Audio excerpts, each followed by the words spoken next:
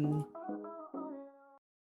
hey guys, welcome to episode 5 of Renegade on Air, the Renegade Esports podcast, weekly podcast. I'm Fansor, a Roman, and I'm joined by Denzel. Yo, what's up?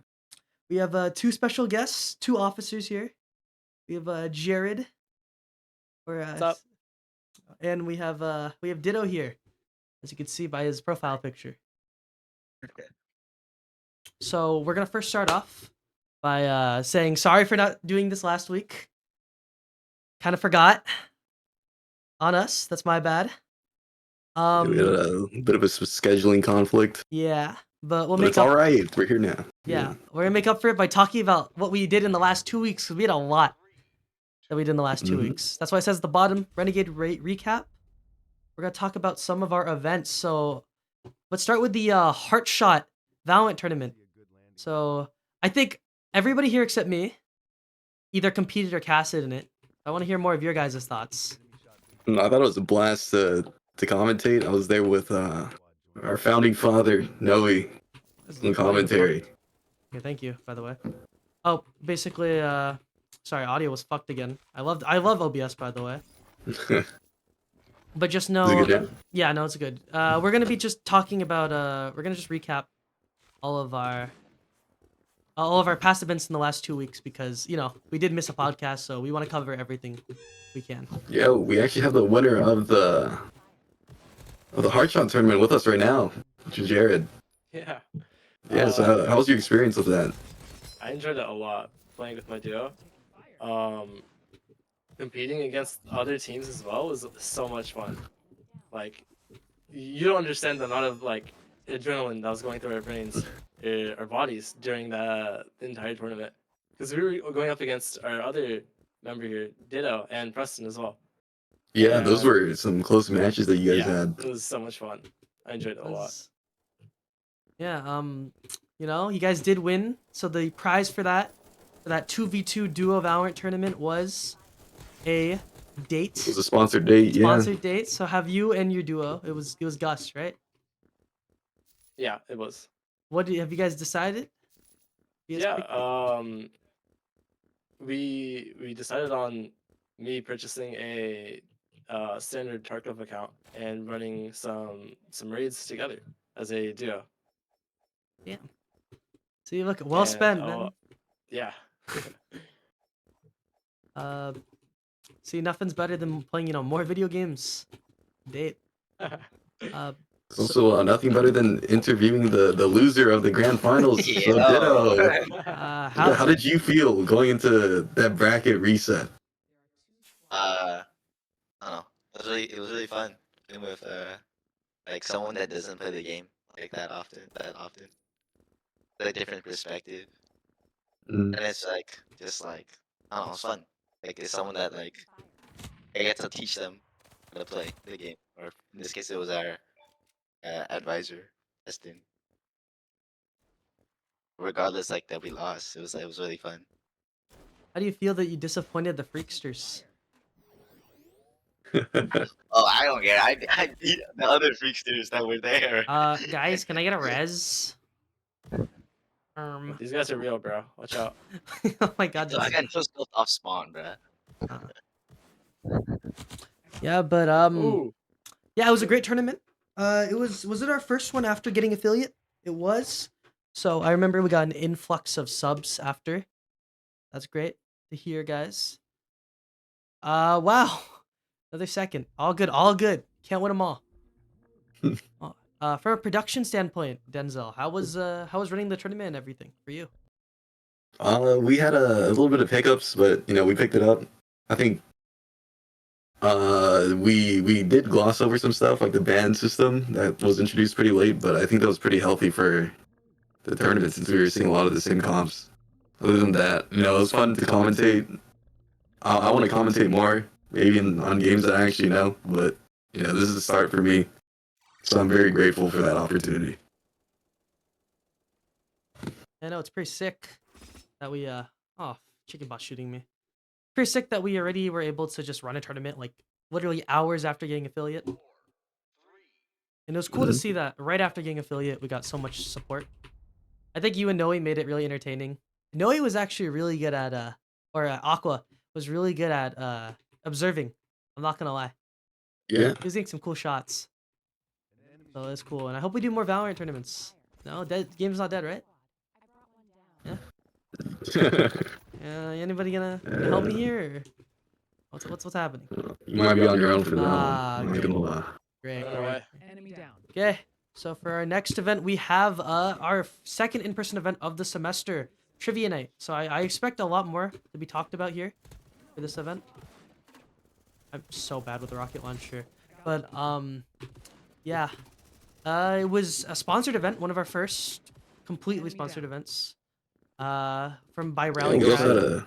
had a special take on trivia night, which I thought was very interesting. Having the abilities Yeah, if you wanna, definitely made it more hype. I was gonna say if you wanna explain that a little bit more.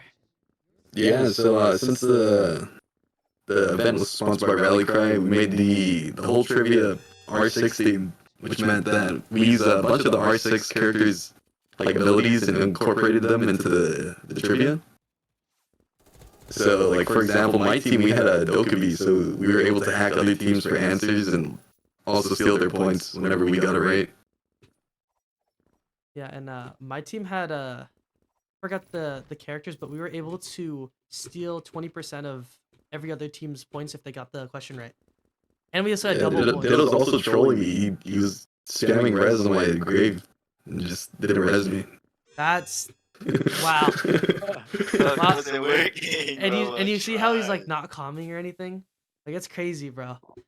But yeah, Trivia Night was pretty cool. Second event, we were able to, get food, hang out, get some free. We were able to, talk about our merch, which I'll show you in a little bit. That was the prize. Did anybody here win? Yeah, I won a $20 Steam gift card. Yeah, let's go. Yeah. The raffle, and it was near my birthday too, so I kind of manifested it. Yeah. Thank you, Rally Cry, for all of the gift cards and such. Gift cards and all of the what is it? They give us stickers and lanyards. Lanyards, yeah. Pretty sick. A lot of people were happy. They got a bunch of free stuff. That's cool. And also, we do use Rally Cry, so we're competing. The Valorant team is competing in a tournament by Davis, and we use Rally Cry to report our matches. So they've been pretty cool, and I hope we can work with them in the future too. It's pretty sick. How was the event for you guys, Jared and Ethan? Dude, I had a fun time, bro. I invited my friends out to come enjoy the event with everyone. And the power that we got was Blitzcrank. Not Blitzcrank. Wrong guy.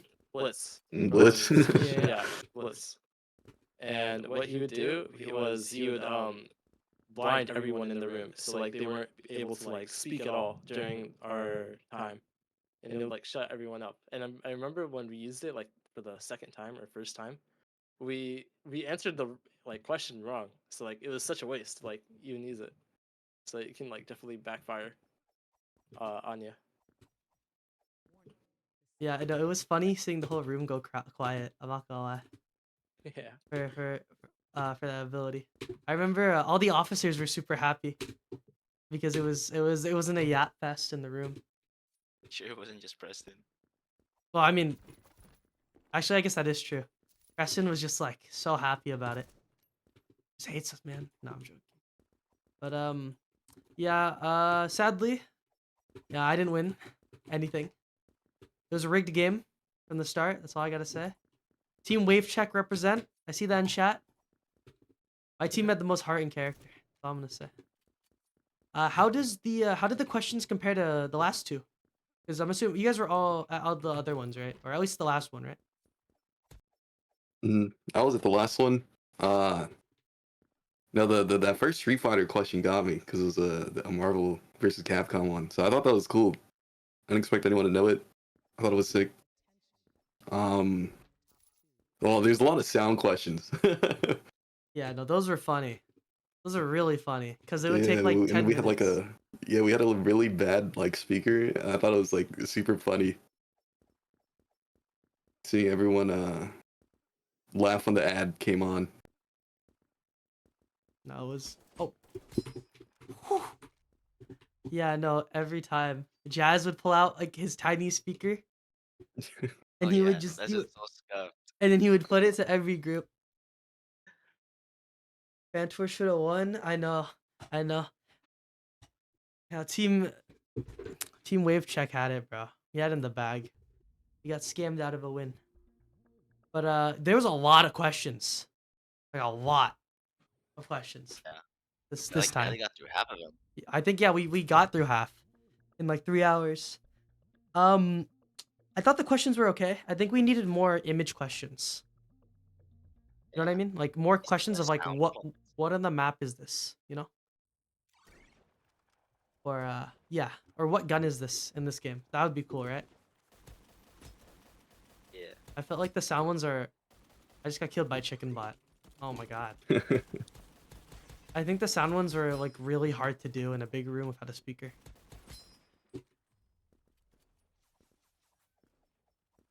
How did your team do? Did a Team Preston Glazers? uh, really questionable. Our success, I guess. Yeah. It's more like what success we were preventing from other people around us. We kept using the power ups or what they're called. Like one of the teams, it was with it was against our comp lead actually, Kyrie. That we swapped one of the rounds we got it wrong. They got a question right.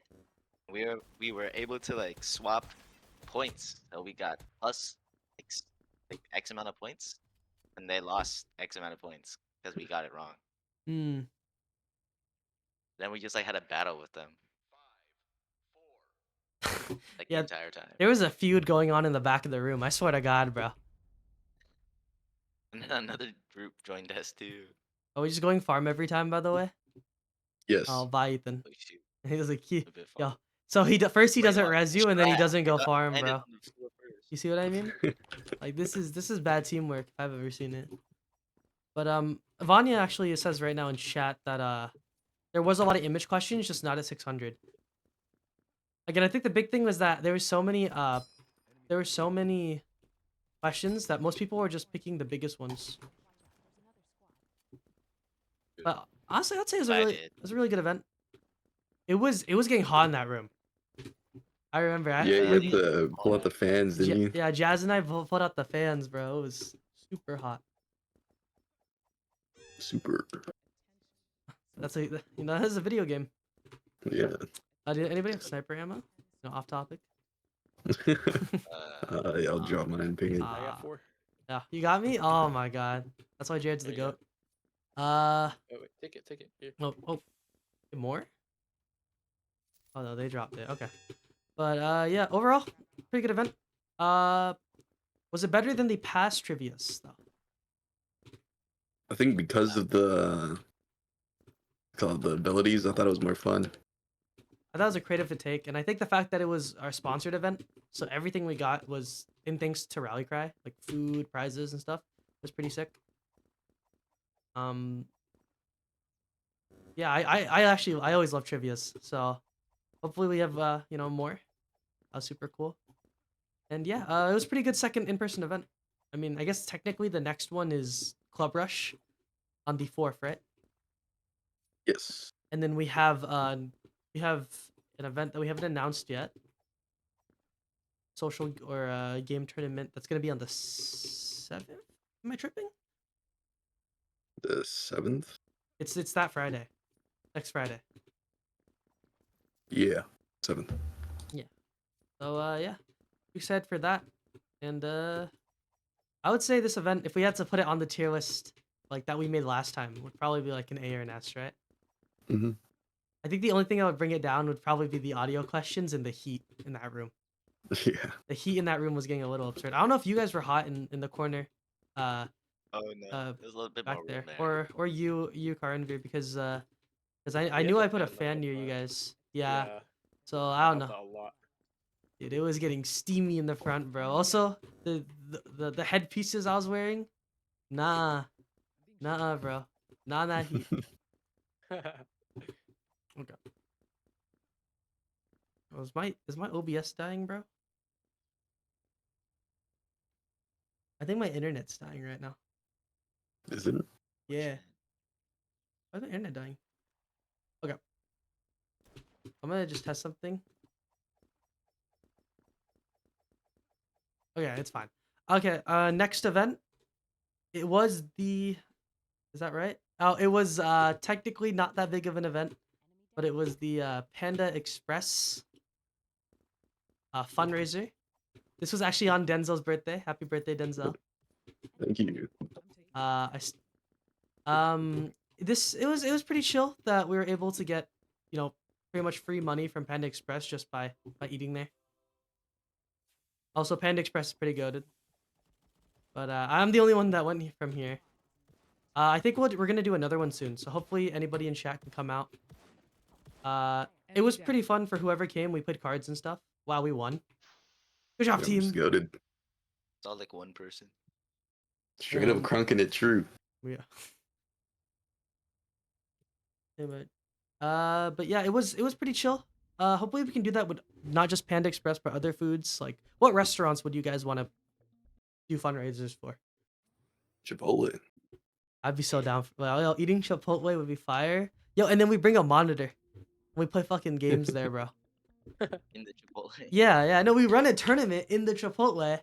We get paid for the fundraiser if everybody comes in. Use our code. I don't know how that's gonna work. Nah, it's Aura, bro.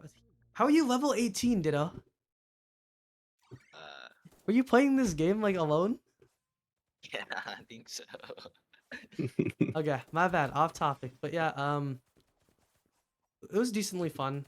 Next time though, we definitely need to print out flyers because, especially at that Panda, the one right near our school, The burrito, bro.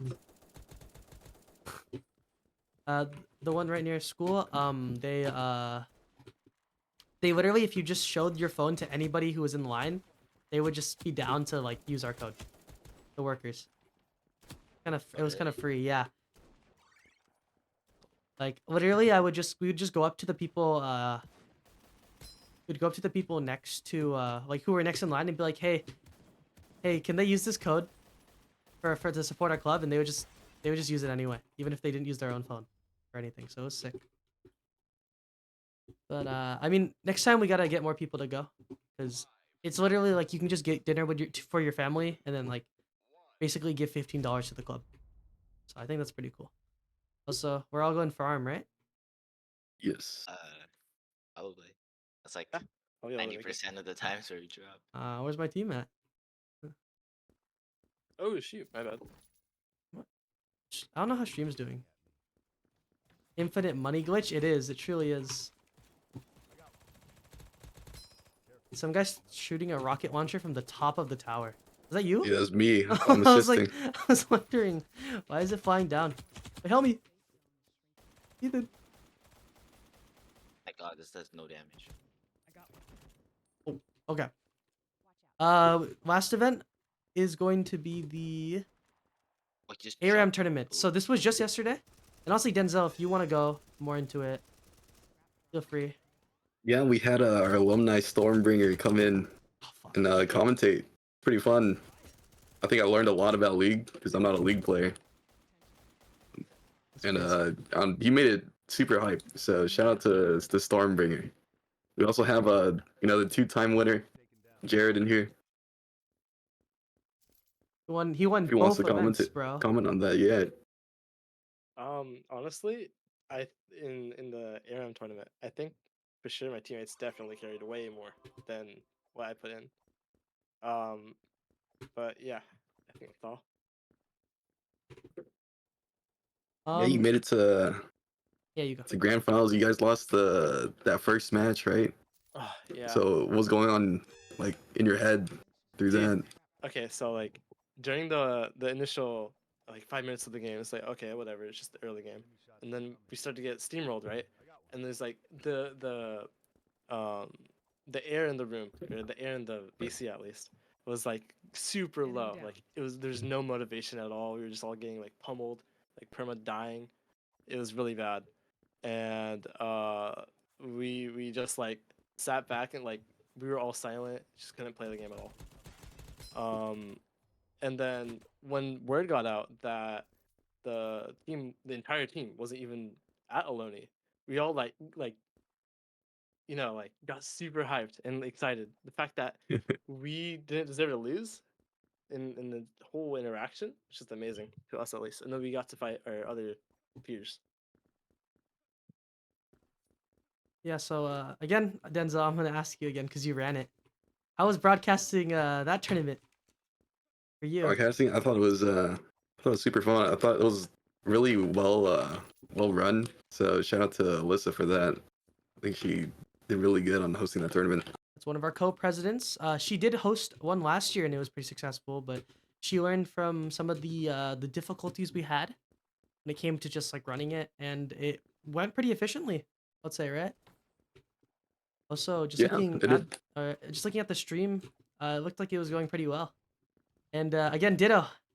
You were again on a team named Preston Glazers, right? Oh, I wasn't. I actually was not playing. Oh, you weren't? I thought you guys were in VC. That's why. Oh, I But was just there to spectate. mm. Like firsthand. But what was the prize again for the team? $10 Steam gift card. Ah, Huh? Oh, not Steam. No, Sorry. Right. right, Yeah, gift yeah. card. It was really fun. Like watch. Yeah, Kyle. Watching the stream. Oh yeah, you go. Sorry. Yeah, the stream was really like it was really cool. Yeah. And like was it casters were like super chill, you know. So made like the experience so nice, especially since I think Kylan was it? Like he actually knew Yeah. like abilities and stuff, so it was actually more like engaging compared to just Ditto people. join, bro. Ditto. Yo, you're on the Why, squad. why you not squadding up right now? We just lost the game, and we're not immediately wasn't that requeuing squad. right now. Yeah, but you're not here right now. You're ruining it. Yeah, but W Kylan, it's cool to see that alumni still care about our club a lot and want to help out, and that's something that Stormdringer, he was the one who was casting, wants to do in the future, is become a caster. So I hope that he was pretty good. I heard it was pretty good. I'm not gonna lie. Again, like I mean, we did a Val tournament, we did a league tournament, both were pretty successful. I Yeah, we wonder. also have that Riot Triathlon coming up. We do. So, we're gonna do a big three. We got all the best games, right? We all love Riot. But you know what I would love? If Ditto joined. Oh shoot! I got into a different game. Oh my god. Well, while this is happening, I'm going to actually pivot a little bit. I'm gonna pull up some of the questions. So the reason why we named this episode this is because we're gonna just have some questions that we thought of that we want to talk about. And the first thing is actually a debate I had with one of my fellow Valorant teammates when we were talking about like becoming a pro, and it's this idea of it's this idea of making your hobby, which is playing video games, into a job.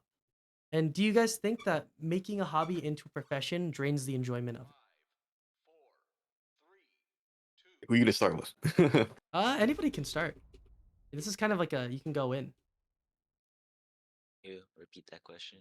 Does making a hobby into a profession drain enjoyment? Like example, like going pro in a video game, right? Would that make it less fun? And how you see it, right? How long you're playing. Just like over time, you doing anything can get pretty boring, even if it's like something you like to do. The reason I I bring think it it's up, just like your commitment. yeah. Alright. Double sniper. The reason I bring it up is because Robert was like, I feel bad. Like he was supposed to be here too, but he was like, I feel bad for pros because of the shit they have to. Because they're basically making something that they had that was fun for them into a job. Yeah, speaking of Robert, here he is. Oh my So- god. Wait. I'll just add him in the corner. Give me a second. What's going on? We're starting with the question that we were talking about. I want to hear your take.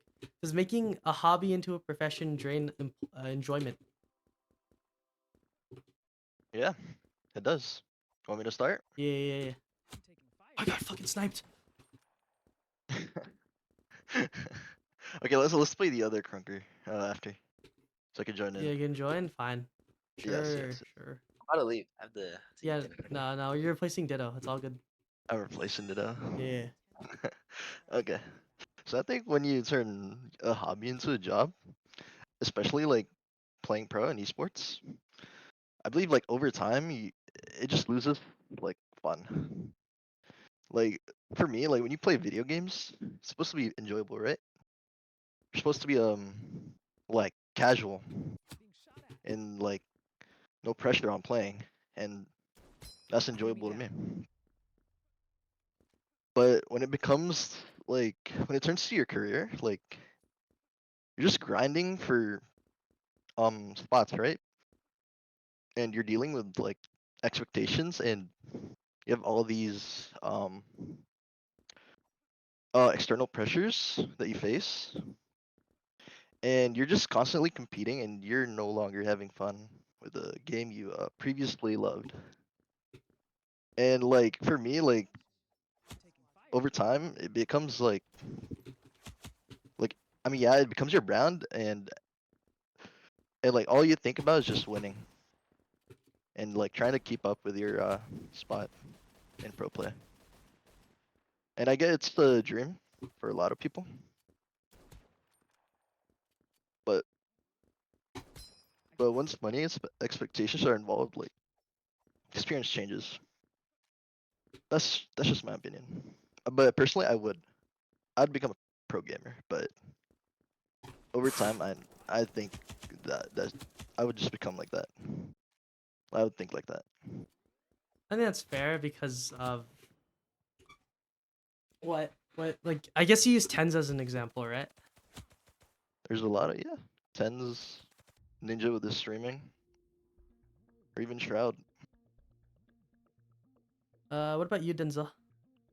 Yeah, so I have a different perspective on this. I actually don't think that, and well, I guess it could depend on like what game you're playing, right? So maybe Actually, that'd be the maybe it could. case if it was like Actually, yeah, for but FPS games, but I play fighting games, right? So fighting games is all about like self improvement because it's a one on one game. because it's just you, right? Yeah, yeah, Yeah, so the way I see it is like I'll forever be a student to the game. So even if I'm playing always playing like at the top level, there's always more to improve on as the game goes out. You know, more characters will be released. I have to yeah, learn those characters, how to play that, and I just enjoy that because I just enjoy learning the game. And even if it's like competition, right? If I'm like flying out to a bunch of events, I'm gonna see a lot of people from like different regions, and like they both share the same love for me for the game, right?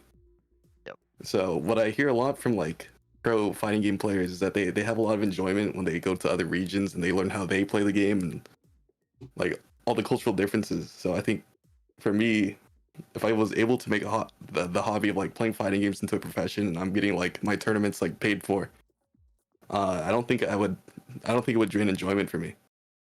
yeah. That's sick. I mean, it all just comes down to perspective, and I'm mainly just talking about Val, Well, like as a job.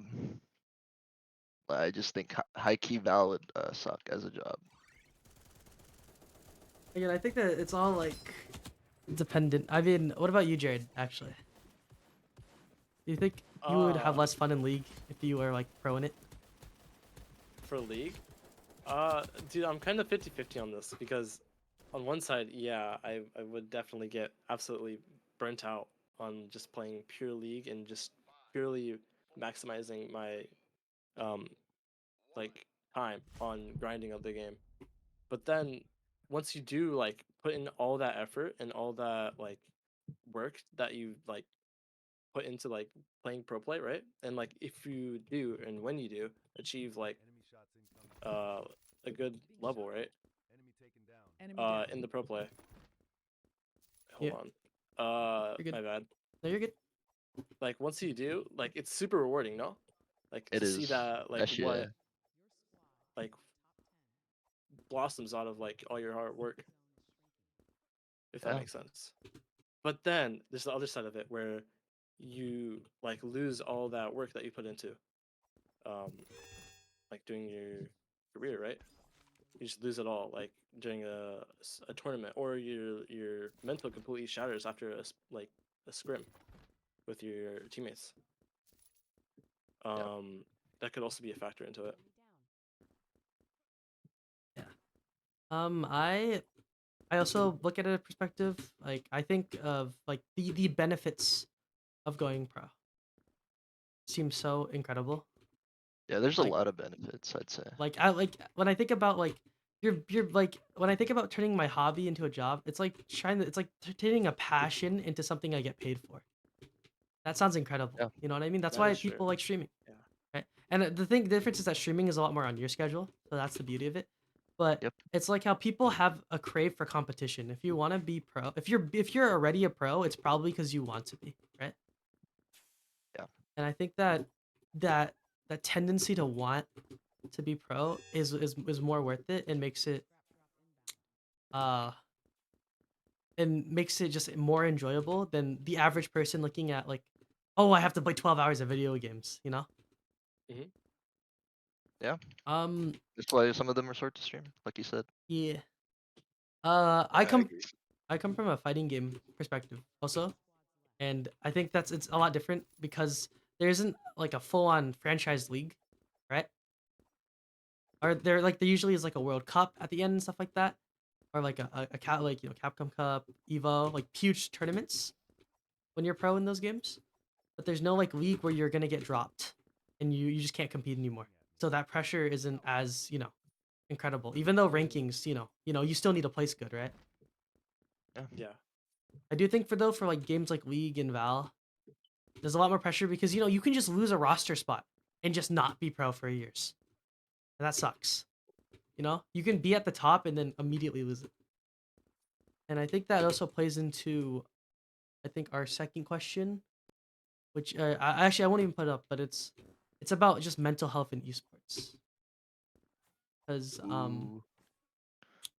Wait, before we get Yeah. into that, what other questions did you guys do? It's in the it's VC chat. it's in the VC Yeah. chat if you It's want a to prep. VC chat? Yeah. Let me... Oh, does anybody have heals by the way? Real talk. I'm at 1, bro. Oh, there's some shields over here. Oh, it's far. I'll swim. Thank There are you. hell people on Twin Turtles right now. Yeah, why are they in twin? I Yo, I'm getting imagine- sniped, bro. Oh, I'm getting shot. Yeah. I'm 1. I'm dead. You're on top. Yeah, he's all the way up, bro. That's not... Yo, see you, Ditto. Is this streamed, by the way? Yes. Yeah, we're I streaming did. this gameplay, bro. I'm dropping That's frames. fire. I'm dropping frames right now. This game is a frames dropper, bro. Oh, see ya. Here, we'll watch Jared's perspective. Oh, loot this guy, bro. Here's the guy here on me. Oh shit, am I gonna get You rezzed? guys. Aura, I'll bro. revive you. Oh, I'm gonna die. Nah, just don't res me. It's not worth, bro. I think. Wait, maybe? Yo, let's fucking go, Robert. Sorry, I said mental health, right? And we all agree that mental health is super important. That's like actually like one of the biggest debilitators for esports, because a lot of the time esports isn't a very physically challenging, right? Maybe like on your wrists and stuff, but realistically, it's not. What's the question for mental health?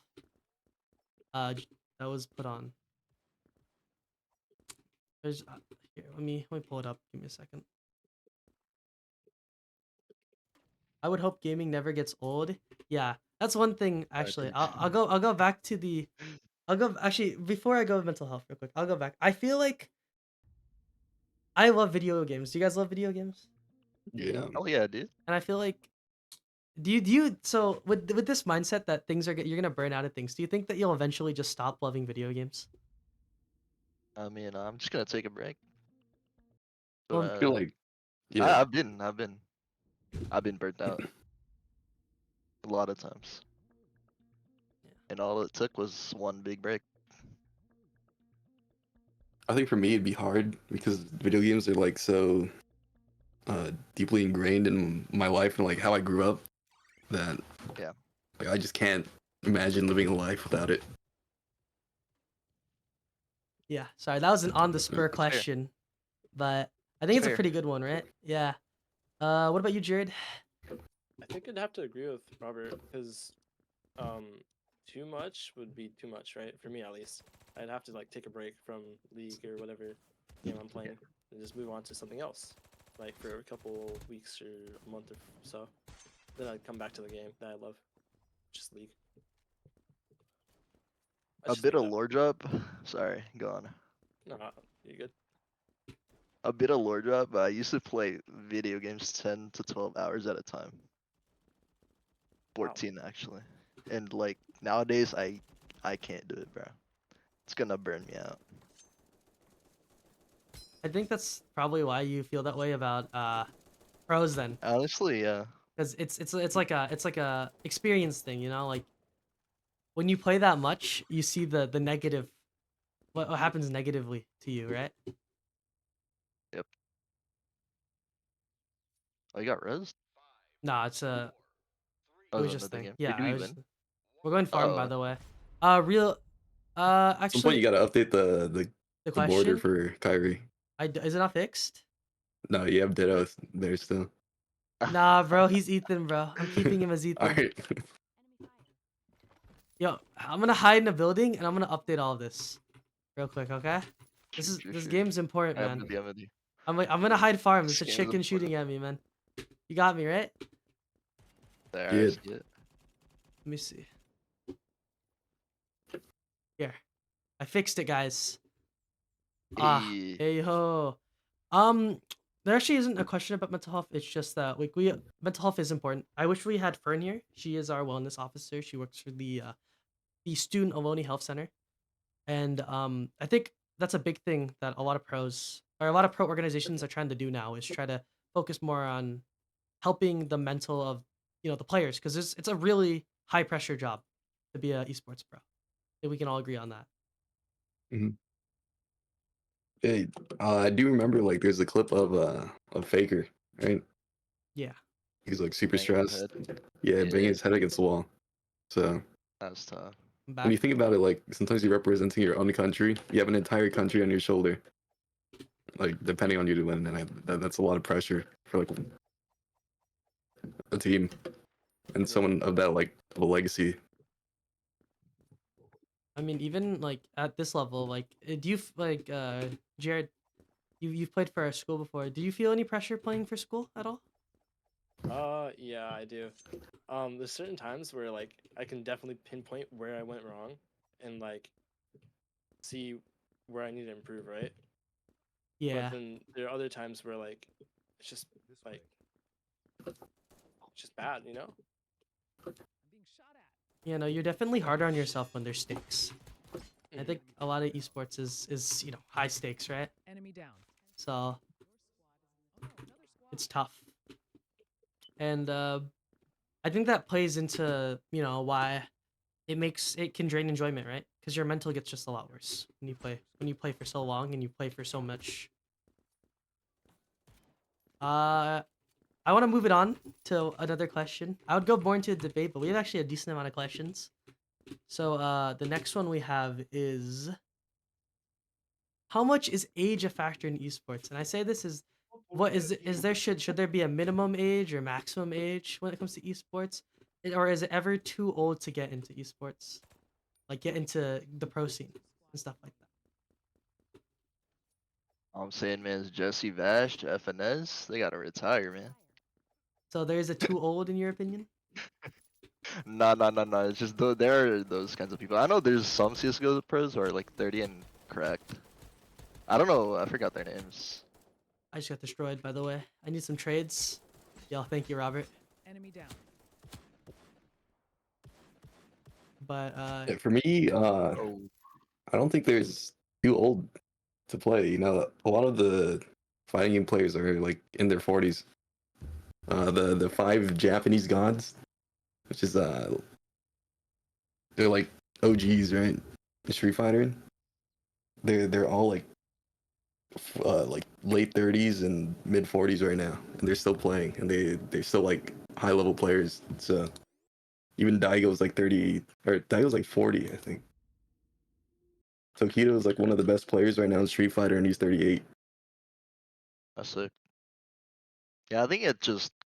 Yeah, I think it's just the game, bro. Because like in games like FPS or even League, like you need quick reflexes, Mhm. and that's like a major advantage. And Jared, you know like there's lots of top laners, right, who Mhm. retire Yeah. because they're not able to.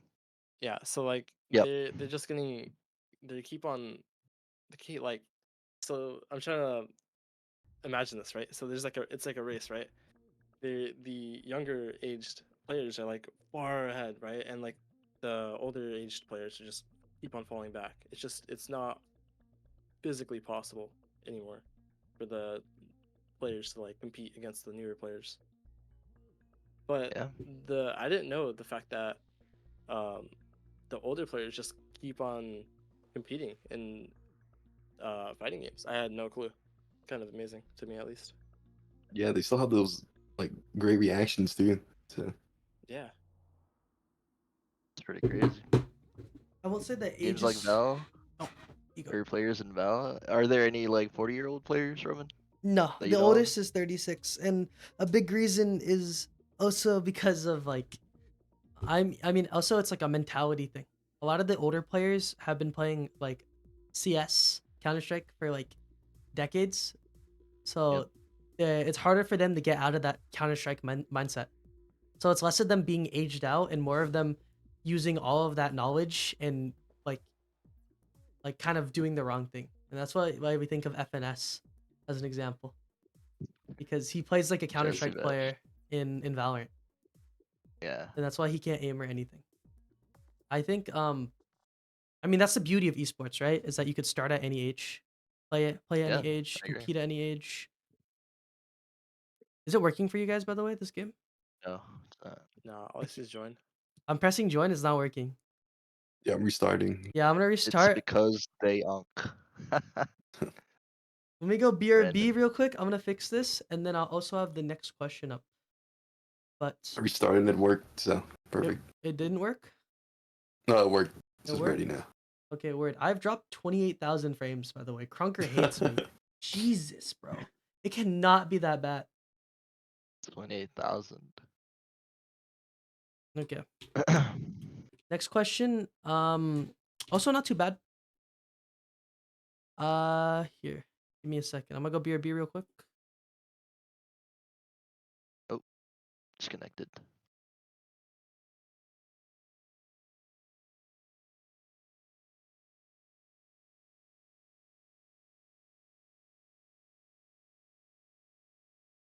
Okay, here. Is it working? Okay, hello. Hello. There. Next question is are esports titles getting easier or more accessible to get into? Like for the pro scene? Um, so when I think of it, I think like at least my example, I would say probably yes for fighting games, at least because there's a lot more resources to get into it, right? Mm. Um, I play Melee, Smash Brothers, and there's a full like online circuit.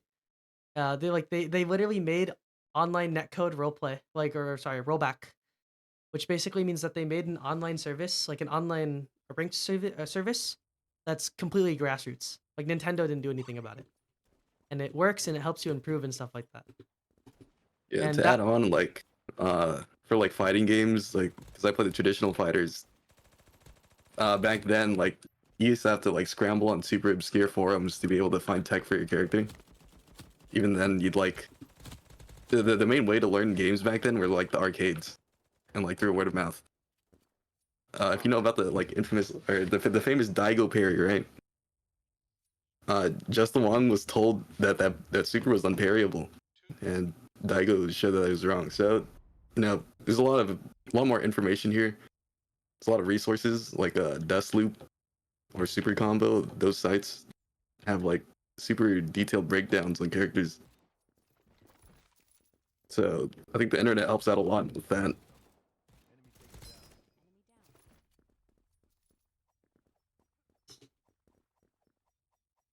Robert Jared, feel free to share Oh, what you guys think about that. uh, I think yeah, fighting games like I'm convinced, but like with games like League, Val, or like even Dota 2, like requires a lot of strategies and mechanics, right?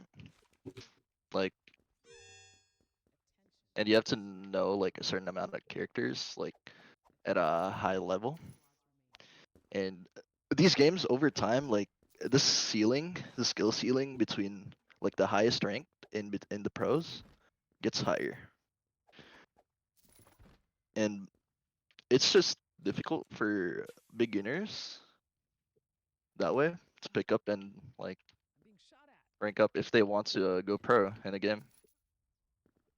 Yeah, I absolutely agree on the league part of this because, like, for sure, like, there's good players and then there's really good players above them, and the higher skill floor is just like gradually getting higher and higher as the years progress. Because, like, if you take players, I don't know, 2 3 years ago and compare them to now, they're just not on the same level.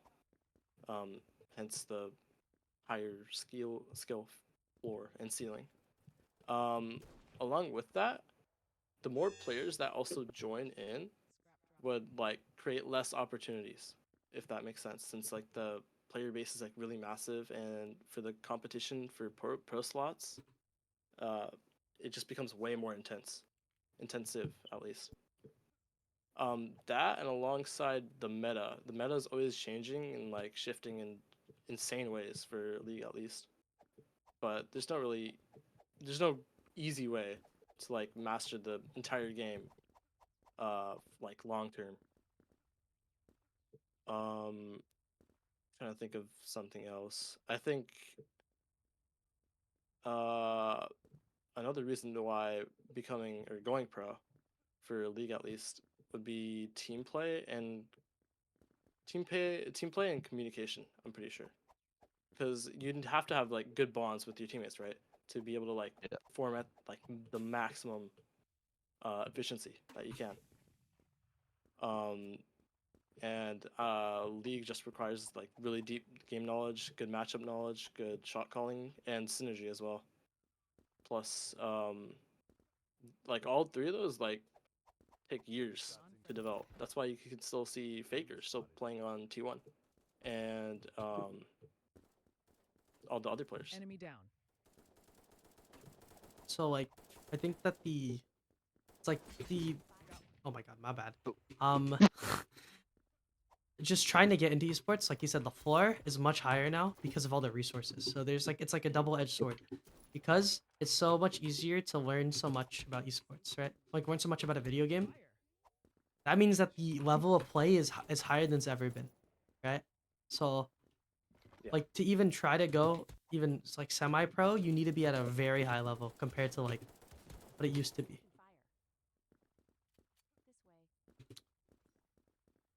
I will say though, like if it's just pure accessibility, then I would say yeah. I mean Yeah, it nowadays definitely is. video games are super accessible. Yo, I cannot kill this guy. Like you know, Riot is a perfect example. They literally only create free to play games that are widely loved in their esports.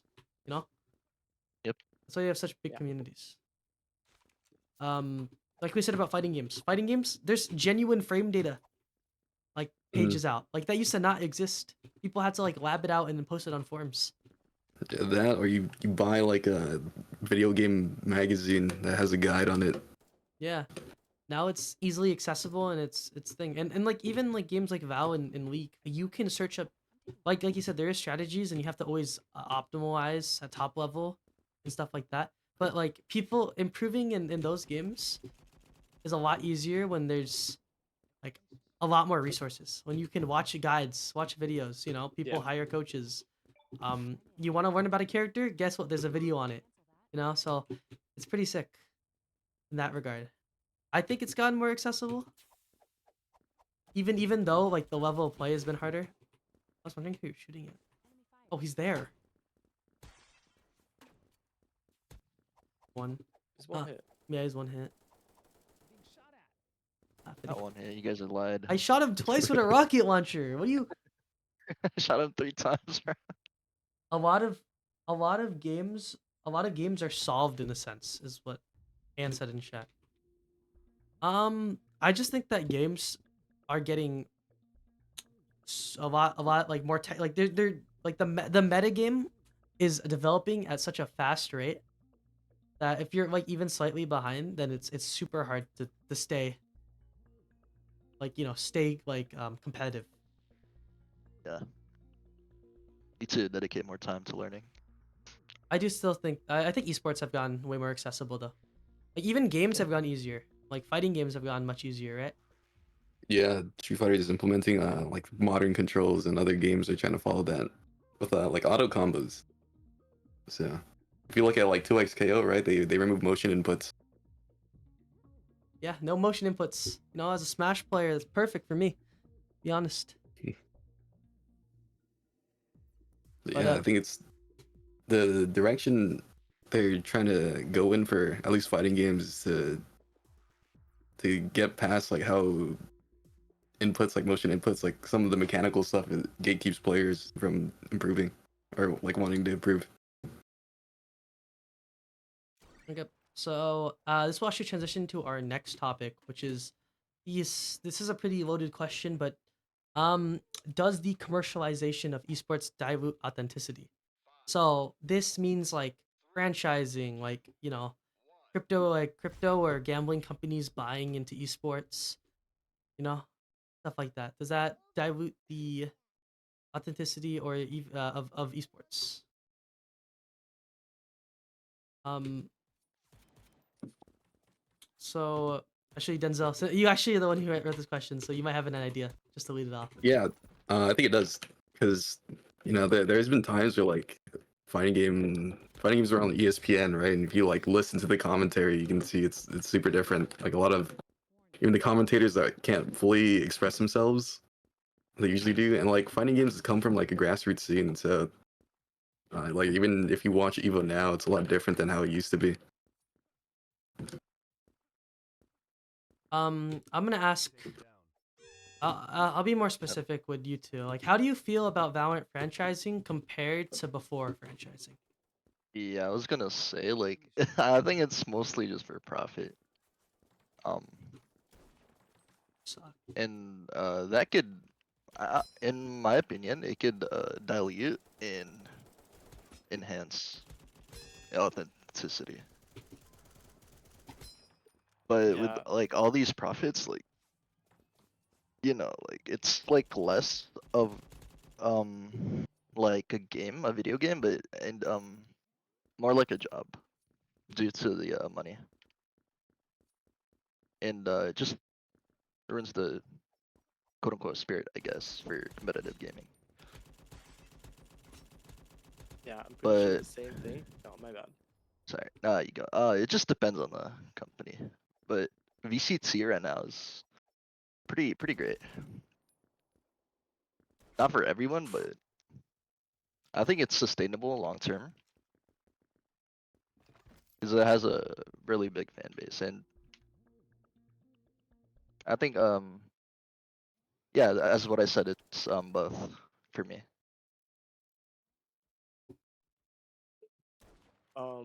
I think the same could be said for League, as well. Um, since like it's all like it's just like how Robert said, it's all just like another job for them, right? And they just want to maximize their profits as well. Since especially like recently, Riot Games have just made horrible decisions for League at least. Um, but they have reverted it. I think it was early this morning, but it's still. I feel like it's still not enough.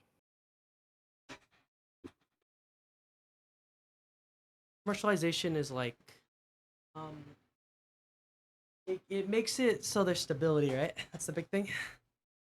Mm-hmm. Is everybody in the party, by the way, or are we all crashing because this game? I'm I'm in your party. yeah, I'm with Jared. I'll Okay. join you guys. Yeah. Um, I think a big thing is that like Denzel said, when you're sponsored by somebody, you're going to basically have a little bit of a skewed perspective, right? Uh-huh. Like you're gonna you can't always say what you want to say, especially on commentary. that happens a lot. Sure. I think an example actually of like something that's showing this commercialization is the Esports World Cup, which is it's really sick. Oh yeah. But if it's the companies that run it aren't the most what's the word I'm looking for?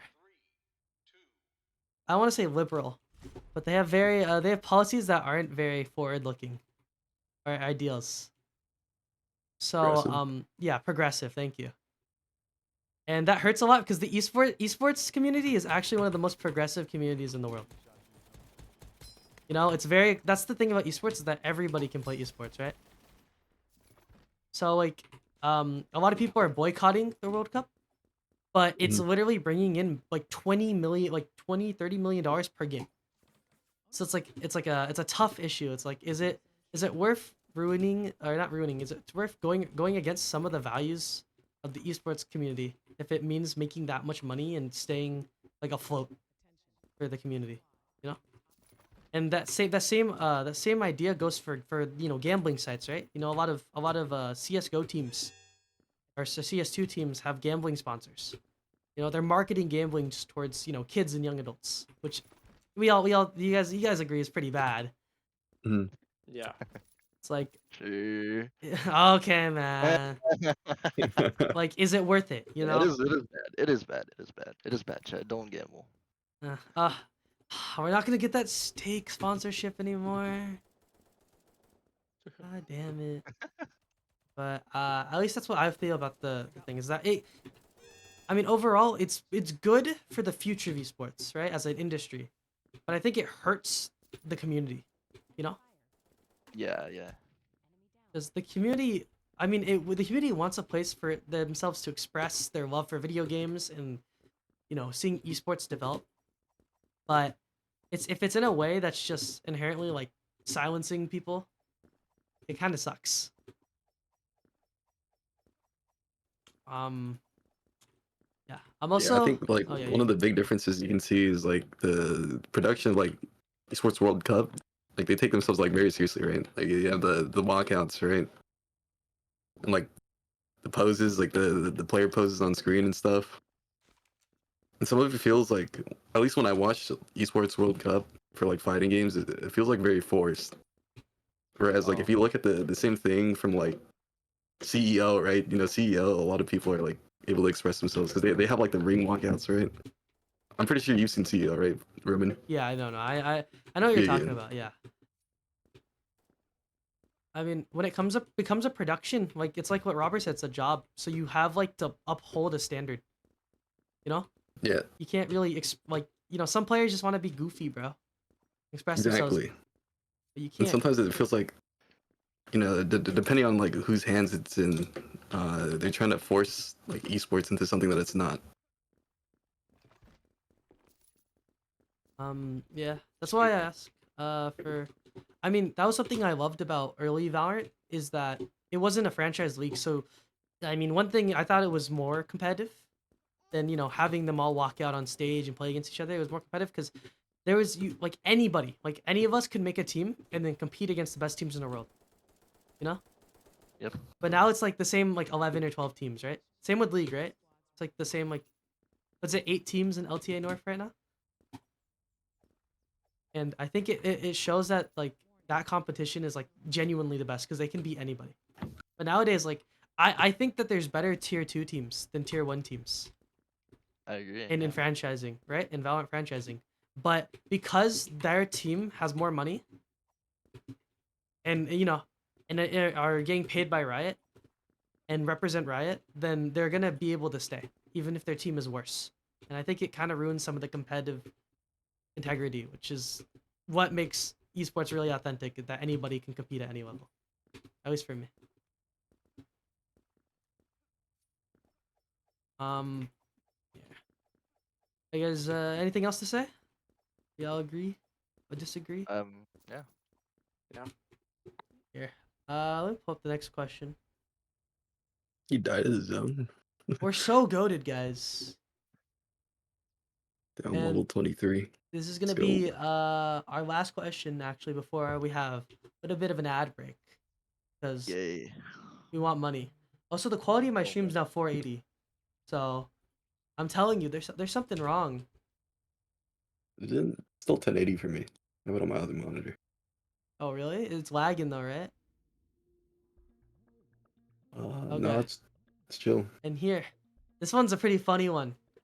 Should performance enhancers be regulated or restricted in esports? Should Adderall, Neurogum, Red Bull, caffeine, anything like that, should any of that be regulated when it comes to esports? Feel free to bite, guys. Like, It's yeah. it's. I think this is an important topic because um it's I mean it serves or it touches like ethical or like health concerns Yeah. or like even fairness and these substances yeah they artificially enhance one's performance and what are examples of Like, these performance like I enhancers said, like Adderall, right? like Adderall, yeah. So like that's a genuine like drug that you can be prescribed if for attention, right? uh For attention span, and a lot of pros actually have used it before for matches. Like, would you think that's cheating? Since not all pros can be prescribed it, right? um it is cheating. You have something you have an advantage while others don't have, and that advantage is taking Adderall. But you can Oh, argue that he almost the died. player who's taking the Adderall is at a disadvantage from the other players, so they Hmm. have to like So compete that's why they against had them. Yeah, if that makes sense. That's fair. oh That's a good. yeah. That's a very good take. So that would be for people who need it, of course, right? Like they're actually unwell and they need that drug to like function Focus. properly. Yeah, Yeah. yeah. No, that's fair. I mean, that's why the reason I say is because I think when we think of using Adderall as gamers, we think of it as kind of like a PED instead of like a cure, right? We think of it as this thing that like helps. Sorry. Like I've heard more jokes about, hey, let's go like get on Adderall before a ranked match, you know, before instead of Get caffeinated. get caffeinated, bro. I've heard that way too much, man. Even caffeine though, to an extent. How healthy is caffeine to be taking at high amounts before matches? Oh my god, I'm getting. Help me! Help me! It's I help! have no ammo. I have no ammo. What I ammo do you need? was What ammo hoping do for you need? you What ammo do you need? On the way. and a pistol. Pistol, come here. Yeah. I killed one. You're Caffeine addicted is a to- drug. If Maybe win. chat, if you guys don't know, caffeine's a drug. Yeah, it's addicting. I'm with you, Jared. Oh, we're so goaded. Holy. And you Yo. guys are fucking goated. Wait, Like, there's yo, more. Wait, where's Robert? Oh, I just got Dead, rocketed. bro. Where's he? Where's he? Yeah, you got rocketed too. These are there. Oh, can't rocket you guys. Yeah, I'm gonna res. an HP. I think drug testing is important. I don't know. True. Yeah, there should be drug testing. I think drug in the future definitely. Like it's, I think it might get to a point. Do you have sniper ammo? Where like a lot of people are gonna be taking performance enhancers for reaction time and stuff like that. Cause you know. Yeah, especially if it's not for- allowed, then Yeah, I mean it's allowed right now. I don't think there's any rules that's stopping people from doing it right now. So yeah. you guys have sniper ammo? I gotta use mine. God damn it! I have 2 bullets in my rocket launcher and a Yeah, I got dream. 7. Thank you. But yeah, I think regulated is a big thing, right? I think it's okay. Like I mean, you can crack a Red Bull, right? Yeah. Hashtag we Red Bull's pretty fire. But I'd just be scared that people would be misusing it, you know, to like Yeah, unhealthy or amounts. abusing it. Yeah, Yeah. it's they're there to help you out, not to make you better, you know.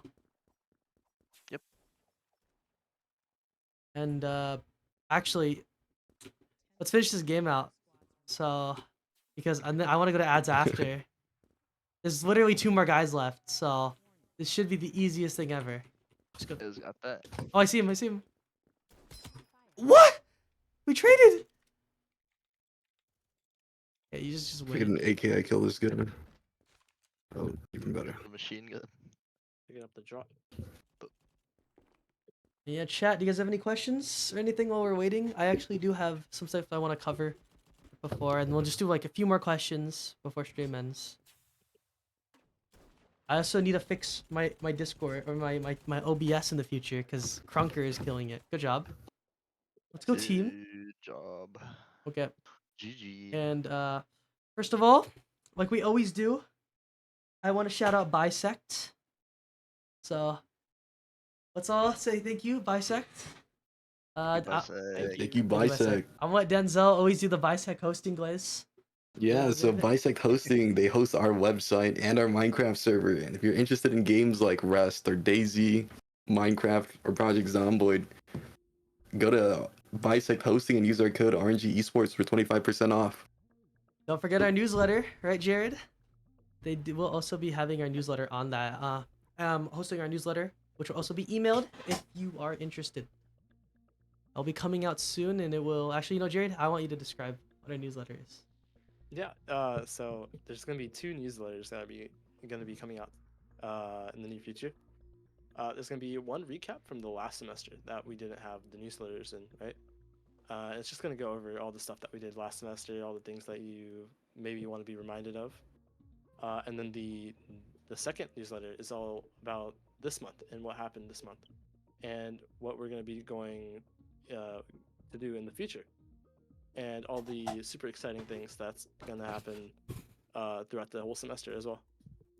And this is gonna be a monthly newsletter, so it's gonna be shipped out to you guys, maybe at the end of not at the end, but near the middle of the months, like every month.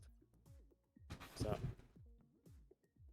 Yeah, no, we guys should all be excited. We have something really cool. I think the newsletters are always really cool at covering everything we did. So, yeah, look out for that.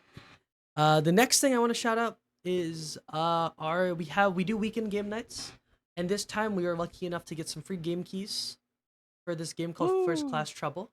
I want to say thank you to Invisible Walls Company for letting us have a select amount, 20 of their game keys, so we can play it. We're gonna have a game night this Sunday at 6 p.m. It's first come first serve. We're gonna be streaming it on our Twitch. So if you are interested, go into our Discord, into the game night chat, and say you're interested and react with the emote. And I'll reach out and give you the game key when the day comes. I think it's really sick that we do game nights. It keeps our community alive, and the fact that we have we are getting game keys is gonna help out a lot because a lot of people want to play new games, and it's not the easiest thing to afford if like we play a bunch of $20 games. So yeah, thank you, Invisible Walls. And we got one more thing to talk about, and it's going to be again our merch. Yay. So I want to talk again. Actually, one of you do it. They changed the design last minute, or is it just me? There's a little bit more sparks on it, I think. Or wait, actually, is this the right design? That is not the right design. We Let have me- the sword now. Yeah, Remember? yeah, I was wondering. Yeah, Okay, yeah. wait, give me the image. Give me the image. I don't know why. Image here. Oh well, yo, Hasib popping off. Yeah, just DM it to me. Thank you. Blue merge. I don't have the back design, but I have these. That's basically the front and back. Okay. My bad, guys. My bad. Oh. Give me a sec. But yeah, we do have new merch coming out. Pretty huge. Merch front, merch back. And I'll describe the design in a second. So let me put it into my OBS real quick.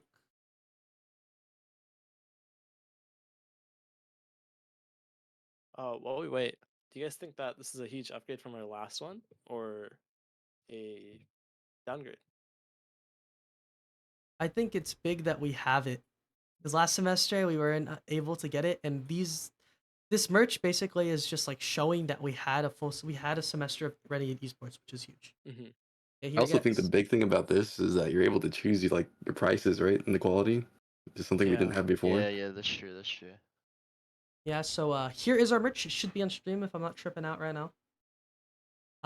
Yeah, there it is. It is a representation of our D&D campaign that is run by Harvey. He is the dungeon master for it. It's been widely successful and popular. Hopefully streamed in the future. Yeah, if you're curious about prices, you can do exclamation point merch in chat. Yeah, It's feel gonna take free. you straight to the interest form where you're able to see what color you want, what prices you want, quality, all that. Yeah, we If you're have. interested in a hoodie or a shirt, so yeah, make sure to fill that out so we know. Yeah, how do you guys feel about the design? I know Jared, you said if it was better than last semester. I think it's just better than the penguin. I'm be honest. Not to hate on the penguin. I'm very thankful for that. I think a big Uh, thing is that this one just I think this one represents last semester pretty well. All right, I like even this semester too with the D&D. I think it looks sleek, and I like our new logo. I think it looks good on the hoodie. Yeah, it stands out. It's really nice. I really like the dice design from it. It's really really cool.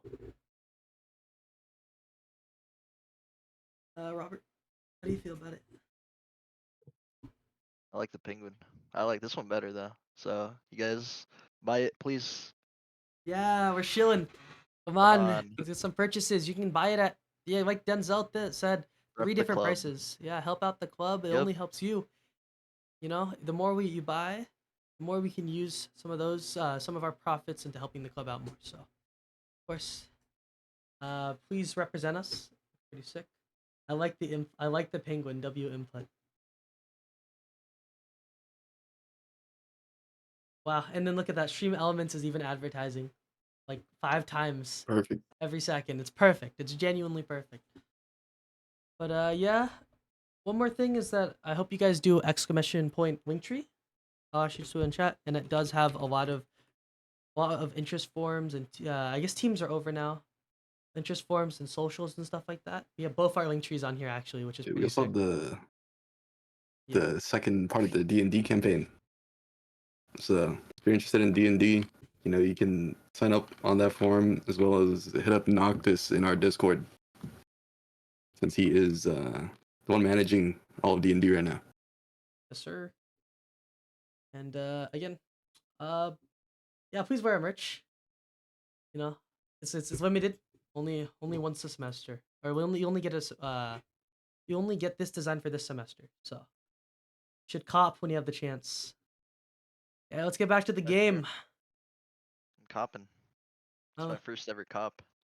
yeah, I would also advertise jerseys. I forgot to do that, but Are you still doing that? jerseys are actually still up in the link tree. So if you are interested in getting a jersey, we still have those because that design will also probably change in the future. Here, let me pull up the other question. Sorry, like my brain went numb. Okay. So the next question I have, it's not on the screen yet, but I'm going to say it out loud. Oh, it's a little bit big. Okay, here. It is do frequent patches and balance updates hurt or help competitive esports? And Sorry, what was that? do frequent patches and balance updates hurt hurt or help competitive esports more? I think it helps. Cause in a nutshell, like the more you update a game, like the more you're gonna keep your fan base. I would see it like Val lacks the charm that CS has, like the custom maps, right? And like pretty much they only have Enemy down. like agent updates or agent balances nerfs, like and releases and map releases as well. And for some people um oh, let me lock in. Enemy down. Bro, it's Krunker. We're It's hard good, to bro. talk. It's hard to talk while. Nah. Think about the question. Shoot after. That's what I've been doing, bro. Okay. But yeah, I you were. lost my train of thought. No, you're good. You were But talking about The how charm. it like And the like, yeah. updates keep the charm Okay. of the game going. Okay, so for me, like in my experience, like Valorant only has one update every 2 months, bro. That's a real thing, or like one or two, and the other one are balances and nerfs, and like it's pretty boring. The game is pretty bland right now, and I know a lot of people would agree. Like if you check the leaderboards, there's barely any immortals or even radiants in NA. So Valorant is pretty much dead because Riot just doesn't know how to update their game. Like, oh, What about League, Jared? How do you feel about the patches in that game? Yeah, for League, they like update it every week, right? So like it's constantly being changed, and for on one side of the player base, like where all the newer players are at, right? It's so much of a, it's too overwhelming for the newer player base compared to like all the newer or older players, since they're just starting out, right, and like learning the game, and they don't even know what their champions like do efficiently, and it's just way too overwhelming if it's gonna be like a weekly update. But on the other side of that, for the older players, they would absolutely enjoy the meta shifting um, constantly, because like let's say like a few patches ago, or even this patch, Pantheon, one of the champions in League, is like really busting in like what 4 roles. He's really good character right now that you can play, and in pro play is what I'm saying. And um, it's just like I'm pretty sure, I'm guaranteeing, or I'm pretty sure it's gonna be changed next patch, like where Pantheon's gonna be like shifted downwards and something else is gonna be brought up, just like how any other patch nets would work. But for pro play specifically, I think it's really good, just so we don't have to see the same meta every time inside like tournaments, stuff like that. So TLDR, the newer players would like drown in updates, right? And then the older players would like, it would help them shift up the meta. Plus, the viewing experience would be way better, seeing newer things, newer strategies to try out, newer champions to play, and newer ways to play the game. One recent thing that that leagues like brought up was removing lane swapping, and I think that's really good for the um, current esports setting for League. I know like a bunch of people would probably argue that I'm wrong, but for me at least, I think that the change is really good, since it would like lane lock you and the other laners together, and if there were to be like a dive, then or like uh dang, I died. If there were to be um interference from other lanes, then you'd get like heavily punished in the new patch. Um, and I think this is like super fresh and new, and we'll see how it turns out in a few like weeks or months. What about you, Is Denzel? that so yeah, that's your, no, No, you're good. If you had more to say, I think no, you're right though. It's like two sides of a coin. You so know, yeah, I it's agree. Especially when you said like too much updates drowns the casual player base or the new players. mhm. But but some better for the pros. It benefits them. So like that's a pretty interesting take. And Yeah, for these games, I think you'd want to keep casual players as well, because pretty much casual players keep your game alive. Yeah. Oh, So for me, I think there has to be like a balance, like not too frequent and like not too slow because so I played Street Fighter 6, right? For the first year there were no updates at all because that's what they wanted to do. And the game had like full of mistakes, right? Like the two characters dominated the entirety of like the first year. And it got like a little bit hard. So that game definitely needed updates, but you know, if you have too many frequent updates, it's kind of hard because if your character's getting nerfed, right, you gotta learn a whole new character. Like so some characters are like tournament viable and some aren't. So if that's shifting like too much, then they can get really hectic. yeah. So yeah, I think there needs to be a balance for that. Yeah, no, I like. I mean, I think that it's good when they change characters and change metas too. Like example is like like in Val, like we see a lot of meta changes, right? Robert, like Yeah, for a game that barely updates, the meta changes a good amount. You know, that's true.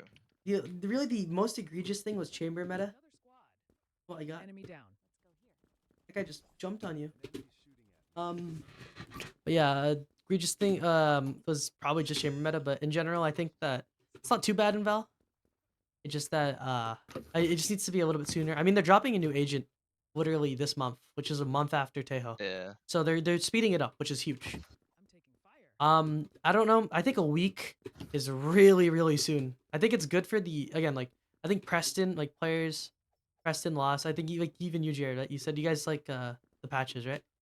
Mhm. But I could tell like if I was getting into a game and it was constantly changing, it would be really hard to keep playing it because it'd be really hard to get used to it. I think is the word they use. You know. Yeah. I think for esports it goes both ways too because it's good for the scene as it makes it more compelling to watch and grind. But a lot of teams, especially like I've watched a lot of Val like tournaments, and a lot of teams struggle adapting to the meta fast. Or like they are like you start abusing a meta a lot in pro play. Enemy down. Like in Val, there's no like consistent good team anymore because of that. Because the meta changes so much that like a team that literally like wins international doesn't make it to the next one. So I think that's a little tough for pros. Like the frequent patches make it hard for consistency. Because especially in the game where like some agents become S tier out of nowhere.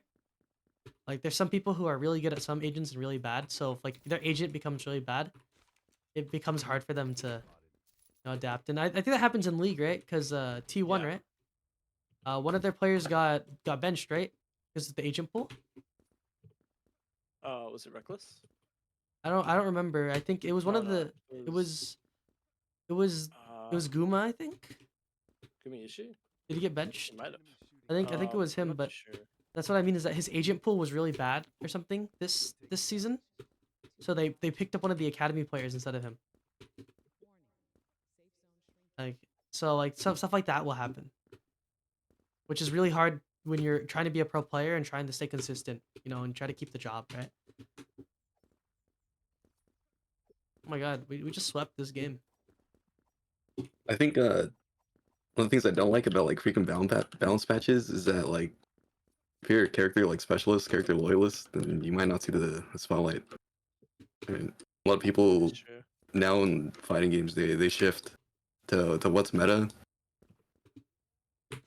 and like a lot of the pros used to be known for like having one special character, right? So like Daigo when he was playing Street Fighter 4, he was known for his Ryu, and then 5 he changed to Guile because Guile was strong, and then now he's playing Ken. So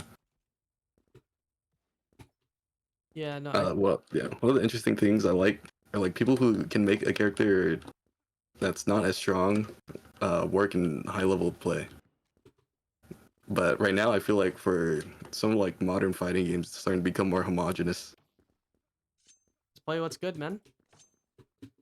Play the Not broken boring. top tiers. I mean, for fighting games, it's just fun to play a fighting game because you're fighting against somebody, right? Yeah.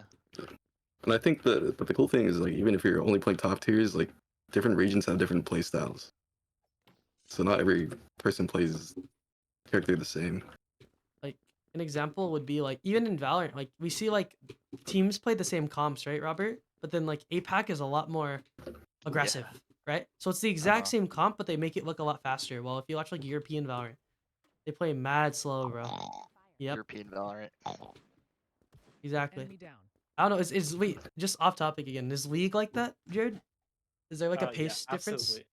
absolutely. The Korean server is so much like at a higher skill than like the rest. I'm pretty sure they just perma fight like constantly. It's really cool to see Just and watch. ego? Just funny.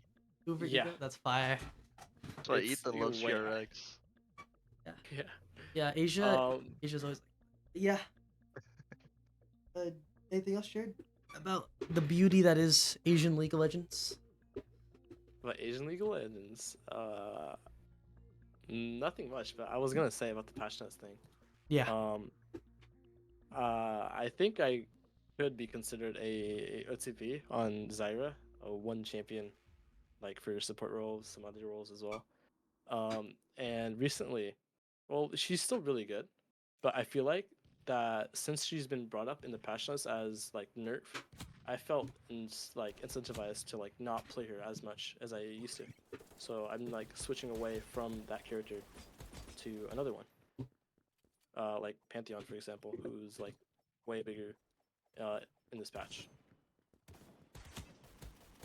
I think that's all. Yeah, no, I agree. It's a lot more rougher for OTPs for sure.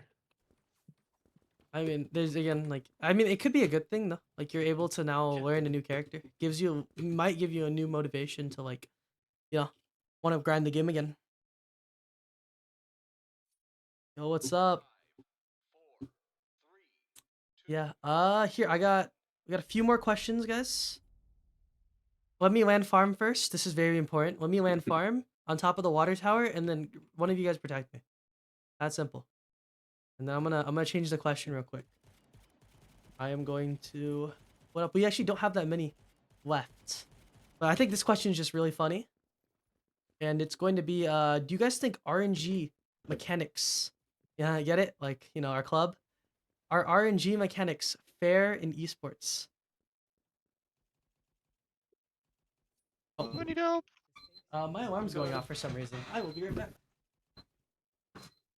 Oh, I died. All right. Here, one of you guys want to cook? Okay, so from the small like portion that I know of characters that have like an RNG mechanic, the mechanic is usually like very garbage. I think it's fun, and I think it's funny. Most of the characters that have RNG mechanics in fighting games are like Lucky Joe characters, so it's very interesting. But you'll never see them. Well, you'll hardly see them in a grand finals. So I think it's pretty fair. What about? Is there RNG characters in League or Val at all? Let me pull it up real quick. I'm trying to think of Val probably not right now, but I think it's just the gunplay. oh yeah, like much. sprays, like a spray. Like Yeah. that's an RNG. Is that like good for the game?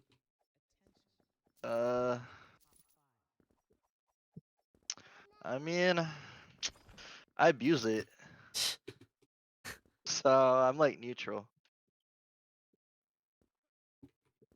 I think it's one of those. I think for Valorant, like the gunplay, the running gun is so broken. You have to abuse it. If you don't abuse it, like what are you doing? Let's go. Forget what I said.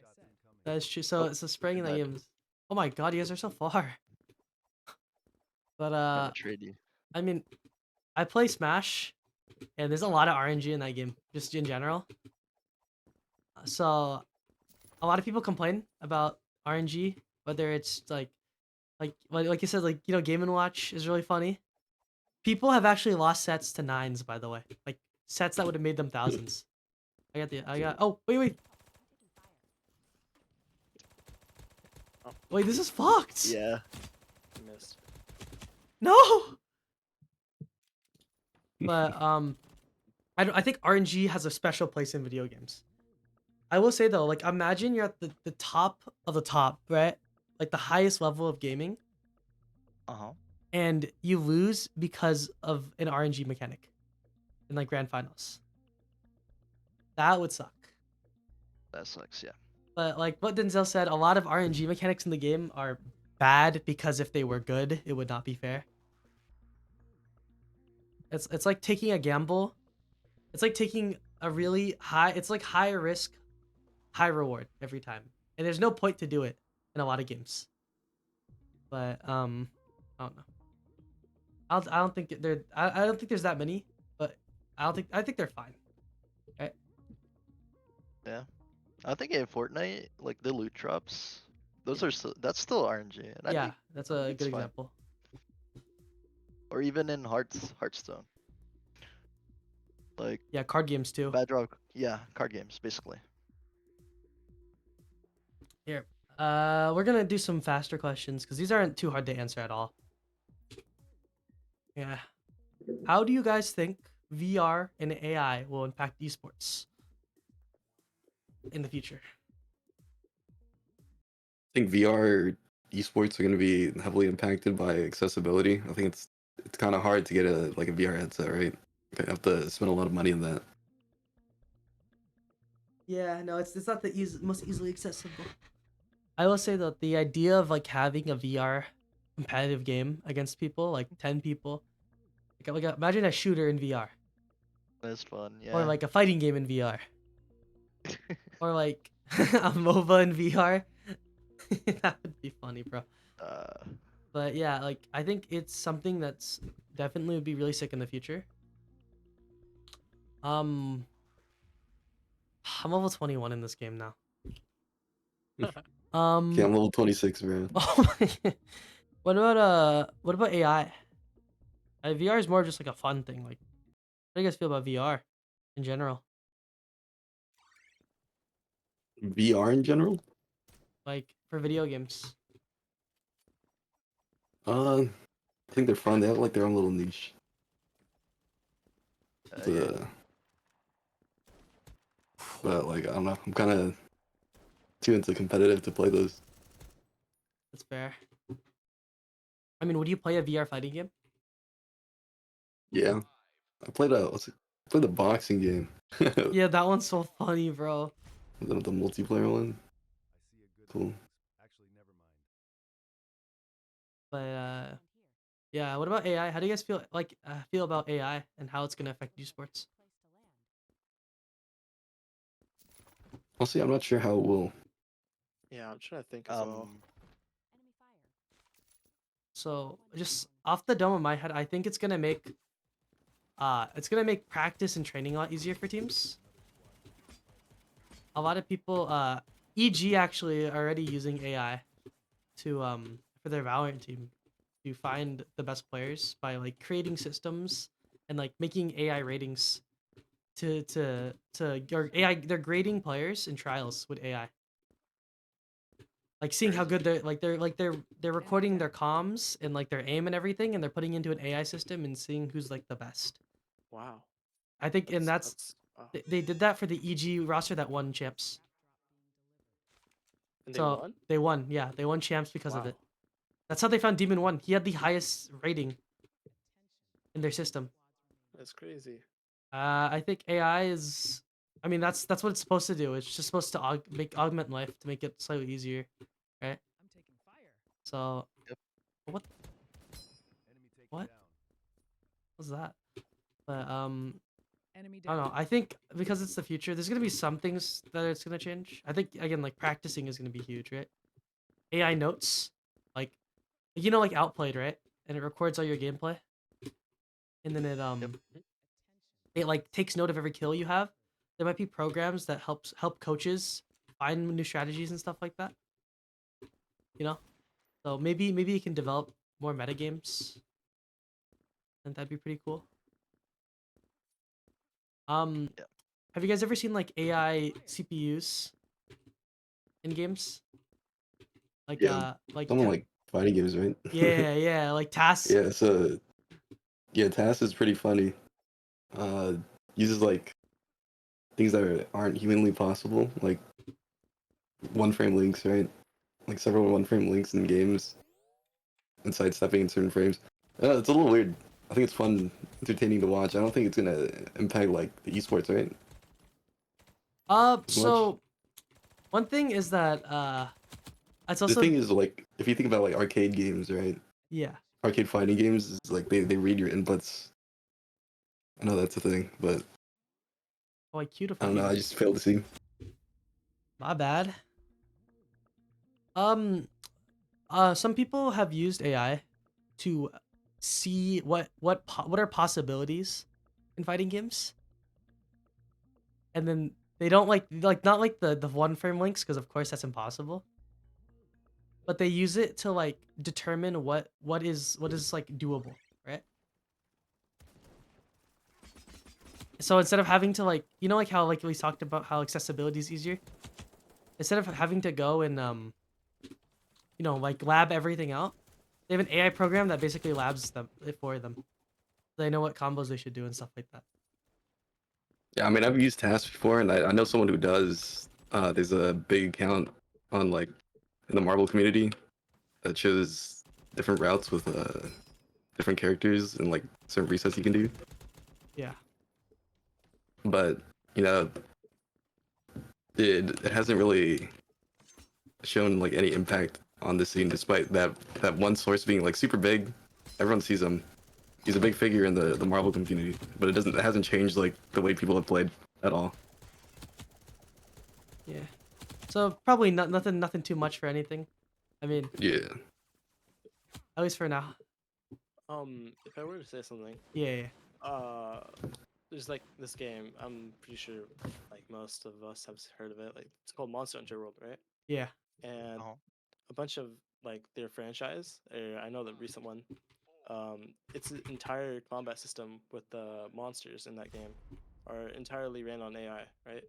So like they would read your inputs and they would just barely dodge, if that makes sense. Like get out the way of your attack, and it would just force you to miss, I'm taking fire. which I think is really cool. Oh, another squad. For AI to be Enemy down. implemented into like an RPG like that. For League, I'm not too sure how it would work. I guess like the thing that you brought up, Roman, Enemy with down. the scouting players. I think that's really cool to be able to do that with little to none manpower behind anything. It's really cool to me at least. We'll see. We'll see with. And the fact Oh that yeah, they sorry. won, You go. which is crazy. Yeah. No, that impressed me. I remember watching the video on it. But yeah, I mean that's something for the future. We'll see. Mhm. I mean, honestly, I'm just happy for anything to make esports better. So hopefully, if they do incorporate either or, it'd be cooler. Um, I mean, actually, off topic. Do you know for the NFL, uh, NFL players use VR to practice routes and plays. Really? Now, yeah, they have their quarterback have a VR headset so he can practice the plays without the whole team being there. Wow, that's cool. That's Yeah. really cool. Even NBA players, they have it so they know like where to position and stuff like that. So I think that's pretty sick. I think it's harder, of course, because esports is literally online, so you can't just do that. But it's cool to see that the tech is used for something improvement wise. And I think we're actually on the last question. Or we have two more, but I'll just do. What is your favorite player rivalries in esports? Just a for fun one. Like what is or organization rivalries? So like G2 versus Sentinels. Organization. You know? Um. Is there any rivalries in League or fighting game rivalries Yeah. from the So for fighting game, you have like Arslanash versus Knee, and I like to. Well, it wasn't part of the question, but I think like the regional rivalries between Korea and Pakistan for Tekken has been like one of the best things that have ever happened to the game, because before it used to be like Korea and Japan for Tekken fighting for the top 2 spot or like top 1 spot of who's the best region. And Pakistan, they have like a very small community. They came out of nowhere and they like immediately, as soon as they debut, on top of Tekken in terms of who's the best region. But for players, I think I can't mention Tekken without like Knee versus Arslan or Street Fighter. Yeah, Punk and Takedo or Daigo and Justin Wong. Fighting game always has more because it's a 1v1 game. Mhm. But I think a good thing you talked about, which is also another question that's my bad, is regional rivalries. I mean, all of us I think here are like would want NA to win in games. Mhm. Sucks I that can't NA believe that. is usually it's not usually NA is not the strongest for some reason at esports, which is funny to me. Yeah. Like we could talk about We League got esports. we You got know, Punk now though. We got Punk we now. do have Punk now, and he did win Evo. He did win Evo. Yep. So He and he's did, also a part of FlyQuest. Who He took broke the Evo curse. So the US hasn't been able to win Evo for the past 12 years. And 2024, Evo 2024, we got Punk, who's from Philly. He wins Evo. So wow. yeah, no longer cursed. Yeah, let's go NA. Yeah, let's go FlyQuest. Off topic. Yeah, Let's go FlyQuest. FlyQuest. Hell yeah. But yeah. Speaking of them, like the FlyQuest took 2 games off of Gen G at Worlds. It's amazing to watch. Yeah, it was. I mean, like, and that type of rivalry keeps it going. I mean, I won't even say it's a rivalry. It's like a David versus Goliath. You know. Seeing it, but again, I think it's really cool seeing rivalries. Yep. I mean, I'm a big Melee fan for storylines, so like Hungry Box versus Mango, Leffen versus everybody is a good rivalry because nobody likes him. For Valorant, what's a good rivalry in Valorant? Robert? I think the most like famous one, like I think it Oh, was Send Optic and Loud. Loud. Oh, Optic Loud, yeah, Optic Loud or Send Loud, because they Optic and Loud they played each other 6 times at internationals in 1 year. Yep. And they actually played grand finals against each other's at champs in Loud 1, and they went 3-3 in total. So they tied completely. It was sick. But it was cool as an NA fan to be able to cheer for a team that's good. No shade the league. So I think that's it was pretty sick. For Smash, like Ultimate, I guess like MK Leo versus Tweak, pretty cool. There's Spargo. There's a lot less like single rivalries, and there's more like there's like really good matches. But yeah, for Val it'd probably be like what Sentinels versus Loud, or Sentinels versus, or like Paper X versus DRX is pretty good, right? They play all Yeah. the time. This League probably has better rivalries, honestly, because they have more storylines. Yeah. For league side, definitely is like the classic T1 versus Gen G, both Korean teams fighting each other. We got like what Faker on T1 and then Rise on Gen G. Like those two are really heated battles. That's been going on for like years, I think. And then for EU side, there's like G2 versus Fnatic, I'm pretty sure. And like it's just EU, man. They're really good at um delivering spicy trash talk, bro. Like they if you I've seen a video earlier, or not earlier, but like a while ago, and I had seen just like the classic EU rivalry, Mm. and like it's pretty fun to like listen to like what they have to say to each other. Um, Other than that, I think there's T1 versus V2. I'm pretty sure, and well, in one of the tourneys, I'm pretty sure T1 came out dominant.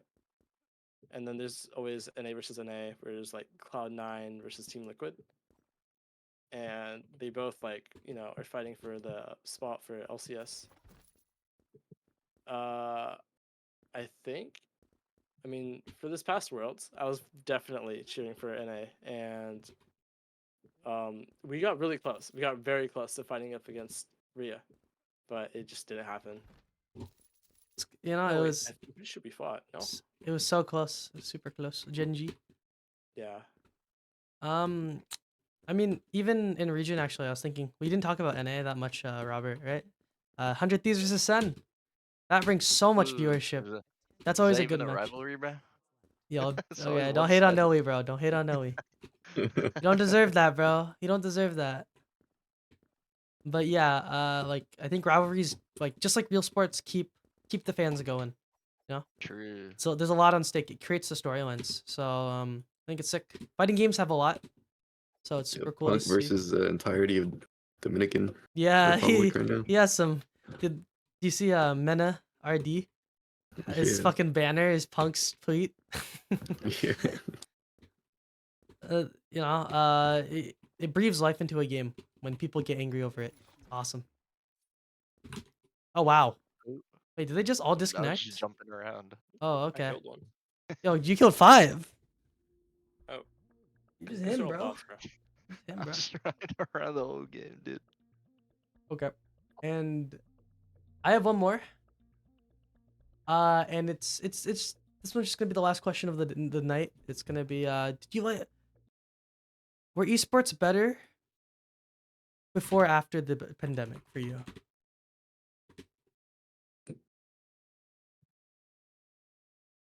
Or even like during, I'll say. Dude, I'll I make that can't there. answer that. Why not? Only because I'm like only pretty new, like tuning into esports.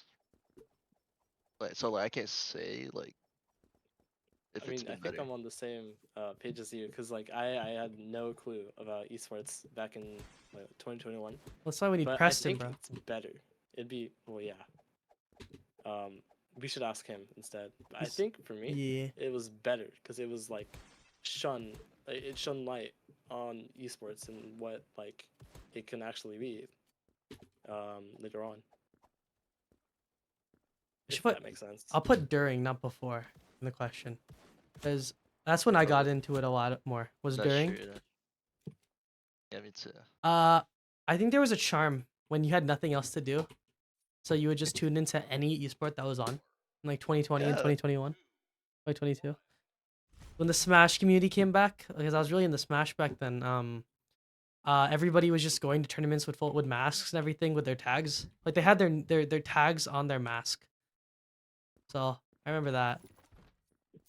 And I also that was like Prime Sentinels, you know.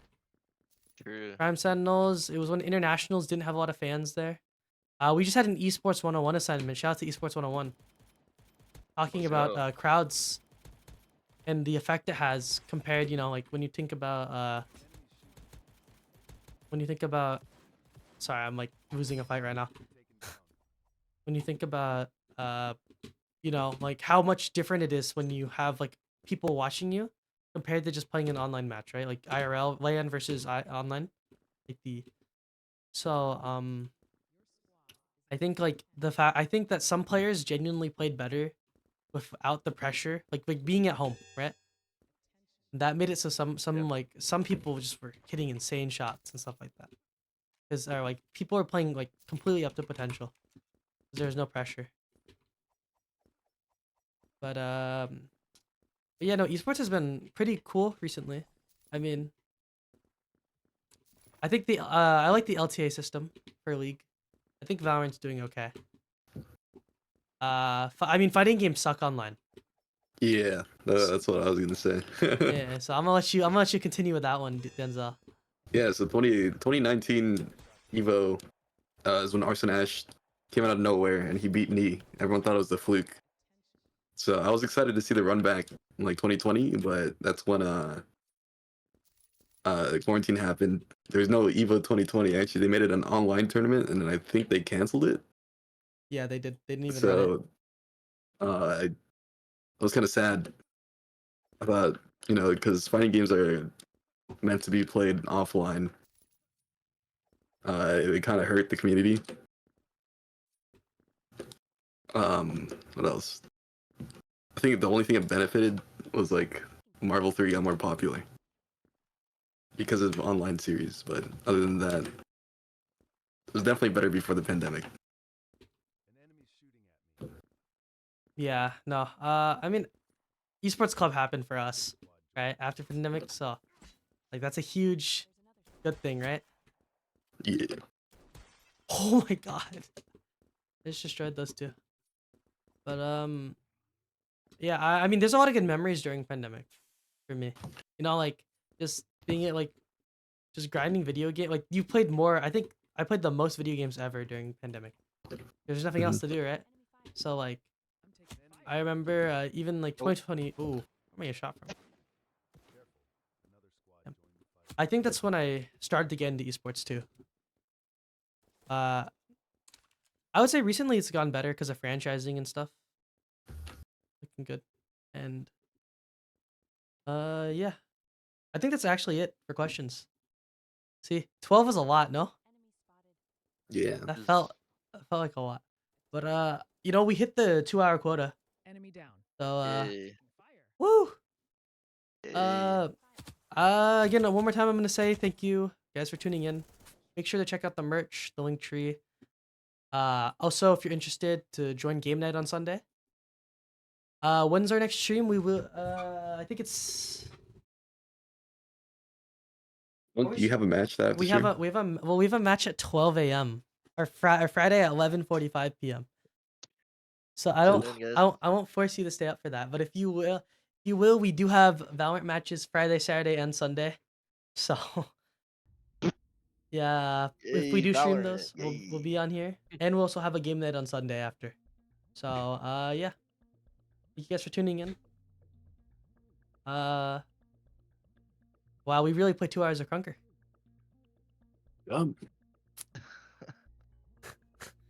Okay. Adios. My stomach's growling, bro. Stop. Bye, guys. See ya. Bye. It's not working. The Oh Only song's not working. I'm just gonna end stream, bro.